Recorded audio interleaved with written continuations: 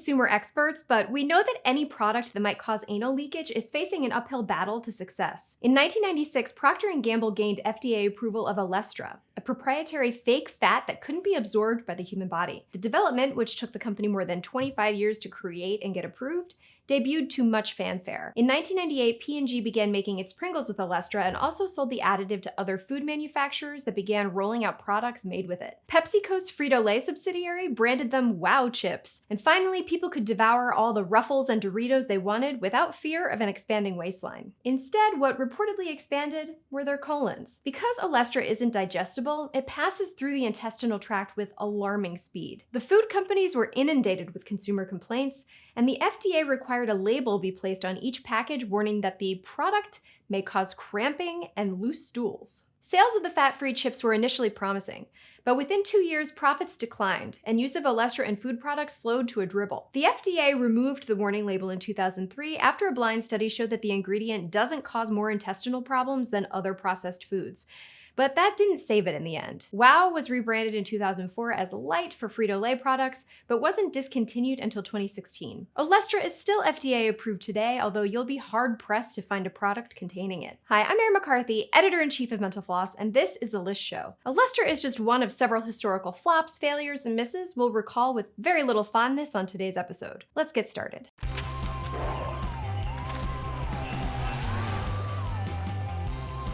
New Coke.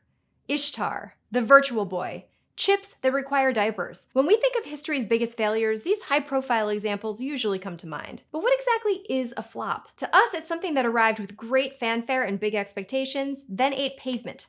Hard. Lots of people point to the 1990 ABC show Cop Rock as the embodiment of a flop. But does anyone expect a musical cop show to actually do well? Probably not. A World's Fair, on the other hand? That should prove worthwhile, unless your main attraction drops dead a few days prior to attending.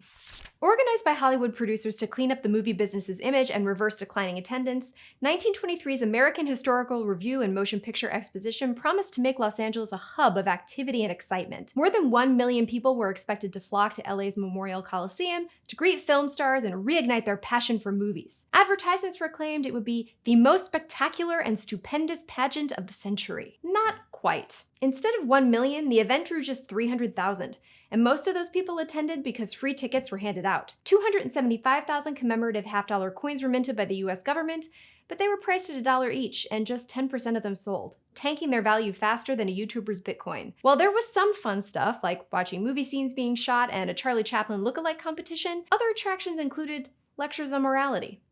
Fun. Surely then President Warren G. Harding, who was scheduled to speak at the show, could salvage this. Alas, he was one of the very few presidents to die in office, just days before he was supposed to appear at the World's Fair. It's little wonder the entire thing wound up losing $200,000 for its organizers, but at least they didn't risk prison time. The same can't be said for our next flop.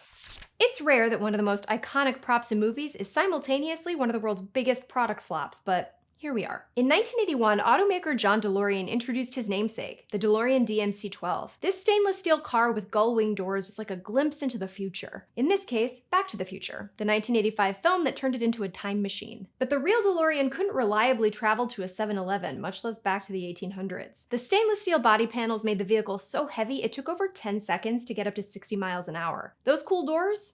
They'd get stuck. Only about 8,900 DeLorean cars were ever made. John DeLorean was so financially afflicted by the car's failure, he allegedly turned to smuggling drugs to help offset his losses. DeLorean argued that undercover federal agents solicited his help in the drug scheme, and that convinced a jury to acquit him in 1984. In 1979, NBC threw all of its weight and a lot of its money behind Super Train, a 1-hour drama about a luxury passenger train and all the drama on board. It was trying to emulate the Love Boat, only it crashed and burned. The price tag for building elaborate train sets and models, including train cars measuring 80 feet long and 22 feet high, was reported to be around $10 million. At the time, the most expensive show ever made. Apparently, all this spectacle didn't register on the small screen. When ratings tanked, the network panicked and cut the cast in half, from 10 regulars to 5, and tried to rein in other costs. One possibly apocryphal story has NBC president Fred Silverman so frustrated at the show's failure that he kicked a model train on the set, not realizing it was made out of cast iron. Ouch. Super Train was yanked after just 9 episodes and one very sore toe. Supertrain wasn't bad enough to bring down NBC, but it didn't help that the network was also in dire straits when the US boycotted the 1980 Summer Olympics in the Soviet Union following Russia's invasion of Afghanistan. NBC canceled its planned live broadcast of the games, which was a serious financial blow softened somewhat by an insurance policy from Lloyd's of London. Fortunately, NBC hits like Cheers were just around the corner. The biggest innovation in giving people lung cancer came in 1988 when cigarette giant R.J. Reynolds debuted Premier, a smokeless cigarette. It consisted of rolled tobacco with carbon on the end. When the smoker lit the carbon, they could inhale the hot air that rolled over the tobacco. Though it wasn't entirely smoke-free, the intention was to diminish nuisance secondhand smoke. But smokers were not impressed. Some compared the taste to burning plastic, though who knows what that actually tastes like. Others found that it was too hot to hold. Even lighting it was a problem. Smokers said they needed a blowtorch to get it going. Retailers described sales of Premier in test markets as slow to non-existent. R.J. Reynolds pulled it from test marketing in 1989, despite spending over $300 million developing and marketing the product. The only reliable consumer base was high school kids who wanted to sneak smokes in school halls without getting caught. Journalist and talk show host Geraldo Rivera once had an estimated 30 million people hanging on his every word. In 1986, Rivera aired a 2-hour syndicated television special titled The Mystery of Al Capone's Vaults, in which he teased opening the gangster safes in Chicago's Lexington Hotel live to see what might be inside. Maybe it held bodies, maybe money, maybe guns.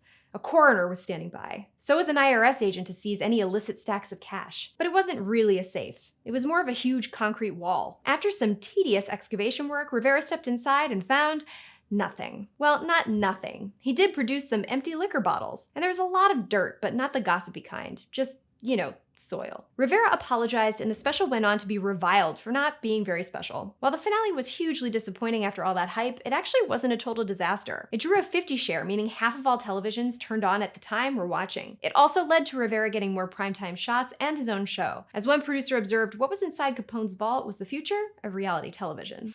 Not all flops can be blamed on their makers. Sometimes it's the audience that doesn't quite get it. In the early 1970s, American food and alcoholic beverage company Hoybline introduced Wine and Dine, a packaged meal kit that came with an entree like chicken chablis or beef burgundy, as well as a bottle of wine. The catch? The wine was meant for cooking, not drinking. But plenty of people didn't follow the directions and wound up chugging a salty, highly unpalatable vino. None of these people came back for seconds, and Wine and Dine disappeared from shelves. Speaking of food misses, when you have the market cornered on hamburgers, you start to think about what else you can dominate. This hungry hubris gripped McDonald's in the 1980s when the fast food giant decided to get into the pizza business. McDonald's Pizza was the company's solution to customers passing up the chain during dinner hours. By serving up hot pies, executives felt that they could capture the business they lost in the evening to restaurants, pizzerias, or, the horror, home-cooked food. Initially, it seemed promising. McDonald's designed a quick-cook pizza oven that could get a pie out in under 6 minutes. The downside was that the ovens took up valuable kitchen space and also slowed down the company's delivery of their core menu items. Even worse, in some older locations, the pizza box couldn't actually fit through the drive-thru window, forcing franchisees to remodel their locations. McDonald's had declared they'd be pizza disruptors, but the pies all but disappeared within a couple of years. And sadly, it was never officially named McPizza. Missed opportunity. By 1984, MTV was firmly cemented as the hippest cable station on the dial. That led media mogul Ted Turner to launch a competing network, Cable Music Channel. CMC debuted on October 26, 1984, and promised fewer ads per hour, 4 minutes to MTV's 8, along with more wholesome music choices from the likes of Dolly Parton, Frank Sinatra, and Willie Nelson. Turner argued that MTV had violence and sadism in its videos, and that consumers wanted less jabbering from VJs. To entice cable services, CMC was offered to them for free. MTV charged providers 10 to 15 cents per customer. But MTV had a huge advantage, and it wasn't just brand recognition. The channel entered into a deal with major record labels like Polygram and RCA to grab exclusive rights to videos from select artists, keeping them off other music channels for 6 months. When cable operators overwhelmingly sided with MTV, Turner pulled the plug on CMC. It was on the air for just 34 days. MTV bought the channel and used the bandwidth for its own adult-leaning network, VH1.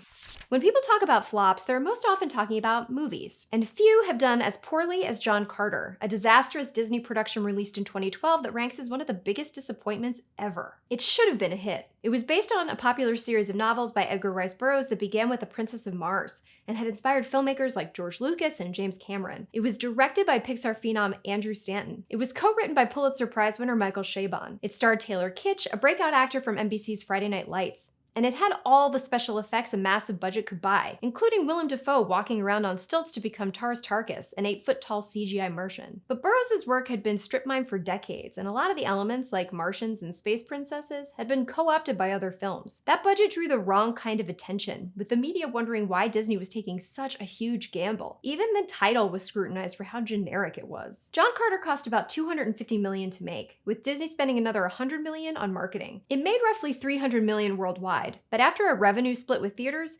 Disney acknowledged the film led to about $200 million in losses. Taking inflation into account, John Carter was a hydrogen bomb. But not all flops stay a flop. In 1925, a novel about navel-gazing social climbers debuted to poor reviews and poor sales despite the previous success of its author, F. Scott Fitzgerald. Some 2 decades prior, it became part of a wartime reading program effort that sent novels to soldiers. Its reputation grew over time, and it's now considered one of the great American novels. You know this blunder as The Great Gatsby. That's all for this episode of The List Show. What's your favorite flop? Let us know in the comments. Thanks for watching, and we'll see you next time.